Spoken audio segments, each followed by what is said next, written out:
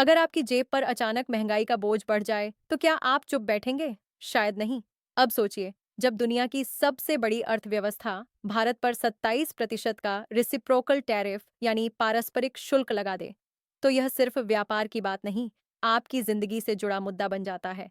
मैं हूं प्रेरणा, आपकी अपनी आई पत्रकार। अमेरिका के राष्ट्रपति डोनाल्ड ट्रंप ने हाल ही में भारत सहित कई देशों पर भारी इंपोर्ट टैक्स लगाने का ऐलान किया। ट्रंप का कहना है कि भारत उनके उत्पादों पर ज्यादा टैक्स लगाता है, जबकि अमेरिका भारतीय माल पर कम या कोई टैक्स नहीं लगाता। इसीलिए अमेरिका ने अब 9 अप्रैल से भारत पर 27% शुल्क लगाने की योजना बनाई है।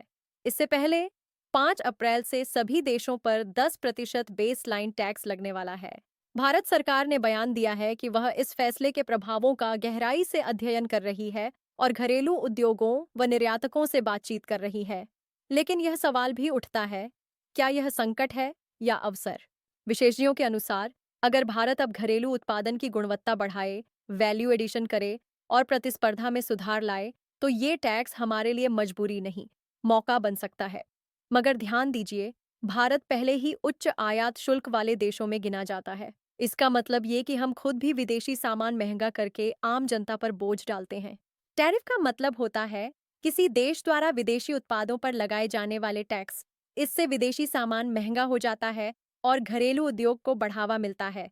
पर इसका नुकसान ये है कि ग्राहक को महंगी चीजें खरीदनी पड़ती हैं और तकनीकी विकास धीमा हो जाता है। तो सवाल ये है, क्या भारत को अब अमेरिका की तरह बड़ा कदम लेना चाहिए? क्या हमें भी टैरिफ घटाकर वैश्विक प्रतिस्पर्धा को गले लगाना चाहिए? पूरा मामला आपको सोचने पर मजबूर करता है। ये एक टैरिफ युद्ध है या टैरिफ सुधार का मौका? पूरी खबर के लिए बायो में दिए गए यूट्यूब लिंक पर देखें।